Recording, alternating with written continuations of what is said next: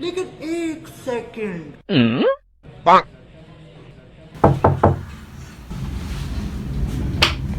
को दाइ म हिजोदेखि केही खाएको छैन मलाई केही दिनु न दाइ म हिजोदेखि भोकै छु दाइ दाइ माग्न आएछ के दिने हो कि ल नि त यता पठा नि त दाइ म हिजोदेखि केही खाएको छैन म भोकै छु मलाई केही दिनु न दाइ पैसा भए नि हुन्छ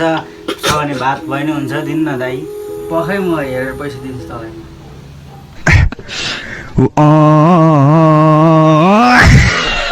पैसै छैन रहेछ त मसँग त ए साला त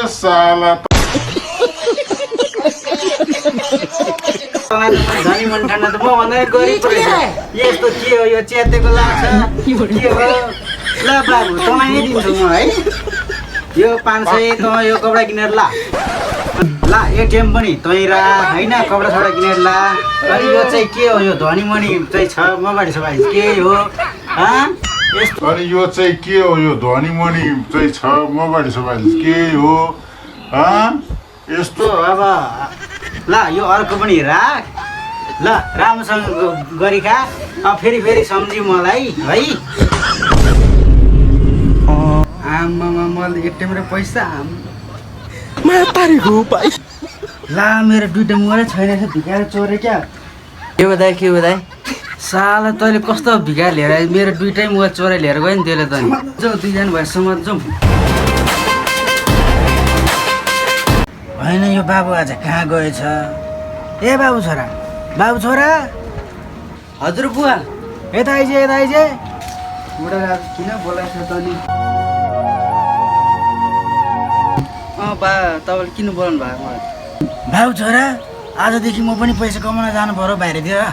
के काम गर्नुहुन्छ त बुवा तपाईँले गाउँभरि सबैले मलाई अनुभवी भन्छन् अब अनुभव बेचेर पैसा कमाउनु पर्यो नि त बाबु छोरा अनि अनुभव पनि बेच्न मिल्छ र बा किन नमिल्नु बाबु छोरा अनुभव भने बेच्न मिल्छ सबैलाई सरसल्लाह दिने आफूले पैसा लिन पर्यो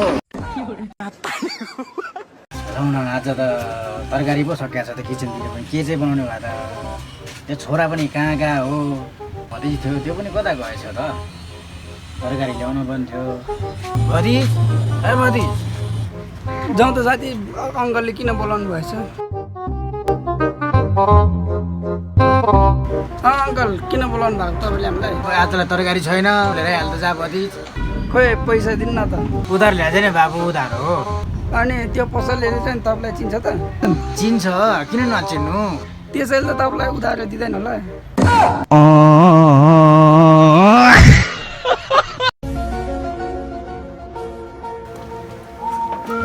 के छ केटा के हो गर्लफ्रेन्डसँग बिचे क्या हो ठिक छ अनि तेरो के छ अलिअलि बिजी हो ठिक छ ए तेरो गर्लफ्रेन्ड चाहिँ कस्तो छ त है गर्लफ्रेन्ड एकदम दामी छ के गर्नु तर धेरै घुम्न मन पराउँछ ए गर्लफ्रेन्ड चाहिँ कहाँ घुमाउँछ त केटा कहाँ घुमाउनु लानु बिहान छिमेकीको घरमा दिउँसो बजारमा बेलुका अर्कै टोलतिर घुमाउन लान्छु हुन्छ यसो गर्लफ्रेन्ड अस्ति त बाहिर लिएर हिँड्दा थियो ओहो एउटा सामान किन्थ्यो पैसा पुगेन अङ्कलसँग माग्नु पर्यो रहेछ